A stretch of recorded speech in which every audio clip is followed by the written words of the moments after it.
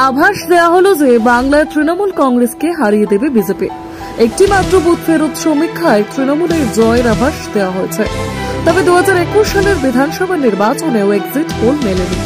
তৃণমূল বিপুল সংখ্যাগরিষ্ঠতা নিয়ে ক্ষমতায় ফিরল। সিএন নিউজের সমীক্ষা অনুযায়ী তৃণমূলের ঝুলিতে যেতে পারে 20 থেকে 25টি আসন, 16 থেকে 21টি আসনে জিততে পারে বিজেপি। বাম এবং কংগ্রেসের ঝুলিতে একটি বা দুটি আসন যেতে পারে। গতবার বামেরা কোনো আসন না পেলেও কংগ্রেস দুটি আসন পেয়েছিল। নিউজ 24 এবং টুডে চাণক্যের বুথ ফেরত সমীক্ষা অনুযায়ী এবার লোকসভা নির্বাচনে 24টি আসনে জিততে পারে বিজেপি। সেটা 5টি বাড়তে পারে, আবার 5টি কমতে পারে। তৃণমূল জিততে পারে 17টি আসনে, সেটার থেকে 5টি হেরফের হতে পারে। কংগ্রেস সর্বাধিক একটি আসনে জিততে পারে। ইন্ডিয়া টুডে এবং মাই অ্যাক্সেস ইন্ডিয়ার সমীক্ষা অনুযায়ী 46% ভোট পেতে পারে বিজেপি, 40% ভোট পেতে পারে তৃণমূল কংগ্রেস, 12% আসন পেতে পারে বাম এবং কংগ্রেস।